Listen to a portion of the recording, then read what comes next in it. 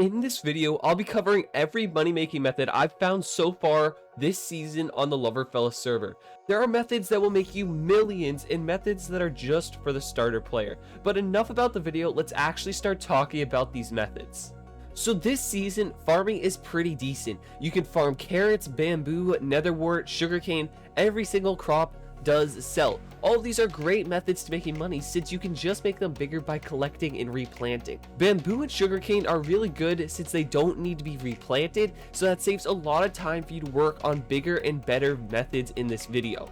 How much you make really depends on how big your farm is, but you will make at least $50,000 per an hour if your farm is large enough. Now let's turn this into an endgame method. If you now get a hoe and fully enchant it, add some custom enchants, you will save a bunch of time and also double your money output. The first custom enchant is called Harvester Hoe, which if you've been watching my channel for a while, you know how it works. Basically, it replants the crops you break, so you no longer have to waste time replanting. But there's one catch. You can no longer add telekinesis to the hoe, so you're gonna have to pick up every single one of these items you break.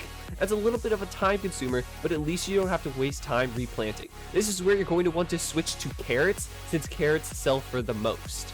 The second enchant is called Gatherer. This enchant has a max level of 5, and at level 5 it has a 25% chance to double the drops you get. Definitely something to get if you're going to dedicate your life to farming carrots, since it's basically free money. Also keep in mind, as your herbalism level goes up, you'll be getting even more drops because of the double drop chance. Grinding mobs will always be a good method, but what mobs should you actually grind? With the limited amount of spawners this season, since you can't buy from /shop, what should you go for?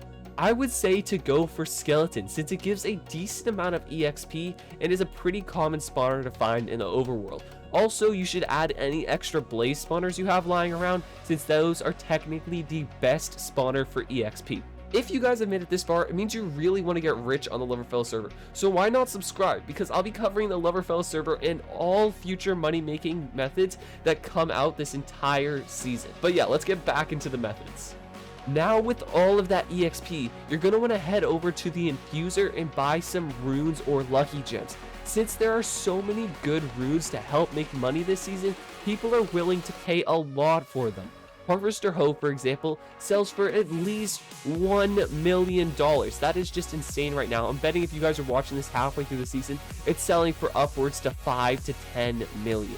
And if you manage to get dimensional fishing level 5, you could probably get an easy $3 million for it, since it's literally infinite spawners if you fish long enough. Also, just keep in mind, if you have Slurper up, you could do /free runes and get your weekly free runes for some extra cash, or maybe even a rune you could use for your own money making.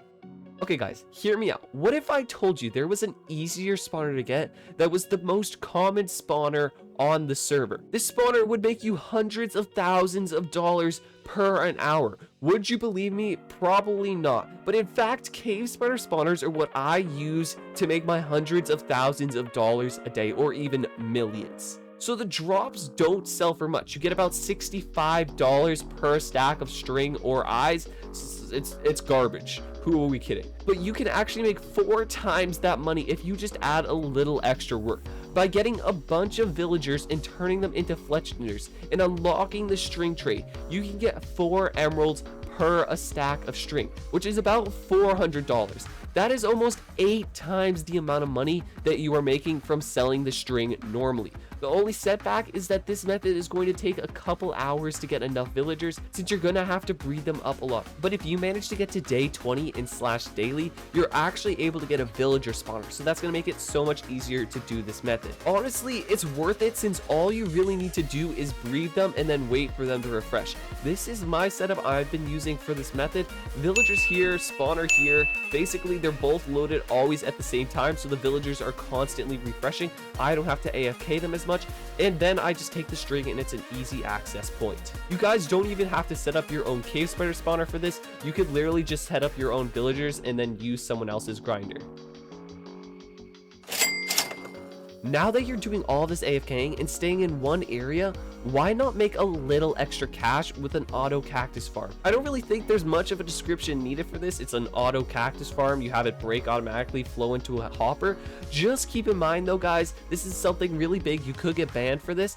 Don't have it bigger than these dimensions, 16 wide on both sides and 32 tall, because those are server rules to prevent lag. It's kind of annoying, but don't do it. If you AFK this, you should make an extra $16,000 per hour. And another benefit is that if you put this next to a mob grinder, other people will load it and make you even more money when you're offline. So this next one isn't as much of a method as it's just a way to get a couple $1,000s a day. Basically, I'm talking about doing the daily challenges. You can make thousands of dollars by just doing the simplest of tasks. You can make $5,000, $10,000, $20,000, or even L-bucks. Some of the tasks have been as simple as to visit a desert and get $20,000, or go to the nether and get $7,500. As a starter player, this can be extremely helpful for getting those good items you need to set up some other methods, and literally it's the easiest thing ever. There's also a chance to reroll if you guys don't get a good one, like craft a potion. I haven't done one of those yet this season, don't plan on it.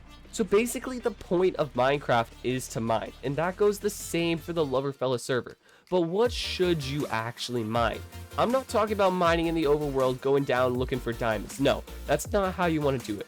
First, you're going to want to make your way to the nether and find this open area, and then you're going to look for the gold ore. When you're mining this, you're going to get nuggets, which you're going to turn into ingots. Literally the only setback with this method is how fast you can mine and how lucky you get finding patches of ore. And it's also a random chance to get a certain amount of nuggets, but I've found that with Fortune 3, you can get about 150k per an hour at least. That was with like terrible luck, and so you could probably make even more than that. But what happens if the gold ever runs out? Because, you know, with these videos, normally how it works is you guys go out, you grind all of the ores, everything will just disappear. Hopefully they are resetting the nether end and resource world this season, but if they don't, what are you supposed to do? So I would suggest getting the custom enchant treasure hunter. When you mine with treasure hunter, you have a chance to get lucky gems or unidentified runes from mining ores. Right now, lucky gems sell for about 8k per, but in a couple months they'll sell for probably like 10, 15, 20k, and this season 100k. So it's definitely something to hold on to or sell now if you're trying to make money. And if you're lucky enough to get a rune, some of them can sell for millions of dollars. Like I said, Harvester Hoe, Treasure Hunter, or Dimensional Fishing all are great runes to get. The only challenge with getting into Treasure Hunter mining is that you're going to have to get Treasure Hunter level 3, since that's going to give you the highest chance to get runes and lucky gems. For a little more mining power, you can also add the custom enchant Kaboom, which is going to break a bunch of extra blocks, and also I think works with Treasure Hunter, so you should even be getting more runes and lucky gems as you mine. Fishing by itself is a really good way to get money. If you put in the time to level up your fishing, you'll be able to get some of the best items in the game, like L-bucks, keys, or even spawners. But if you want to go all in on fishing, I would take on the challenge of getting the extremely rare custom enchant called Dimensional Fishing from the Infuser.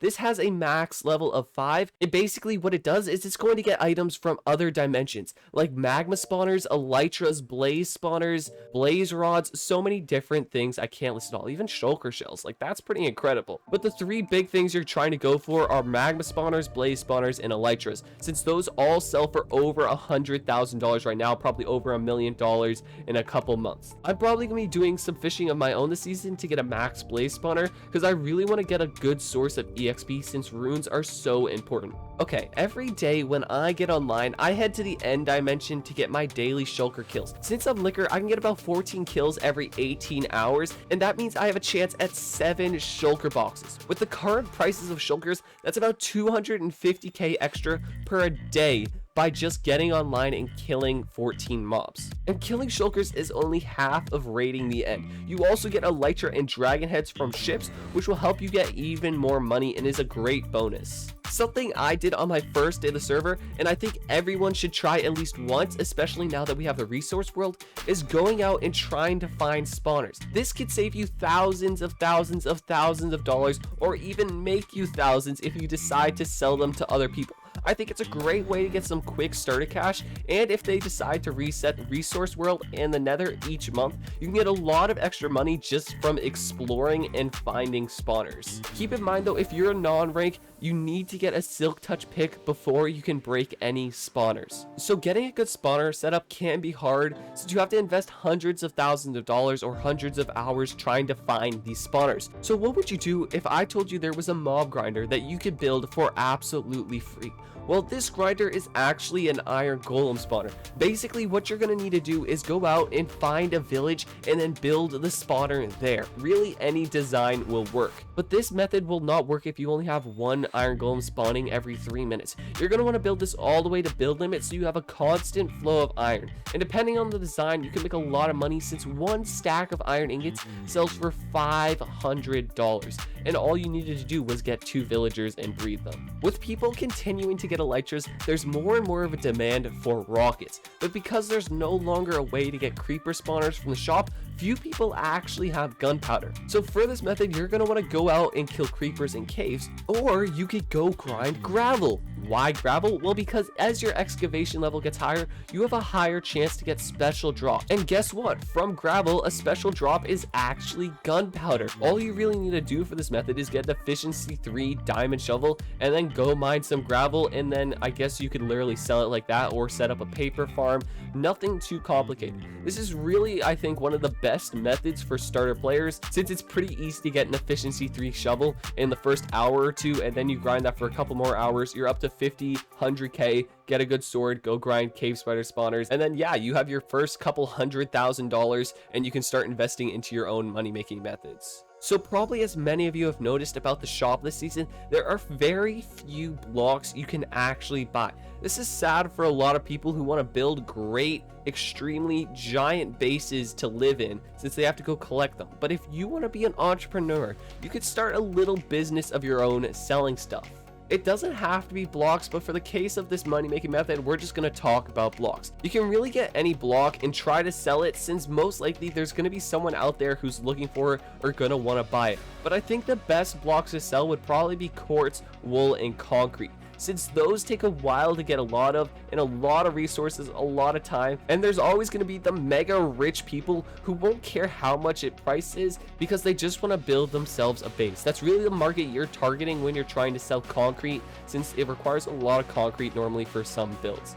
There will definitely be more methods added in the future, so if you guys want to know those, make sure to subscribe and leave a like on this video if it helped you out. But without further ado, hope you enjoyed the video, and like always, have a great day.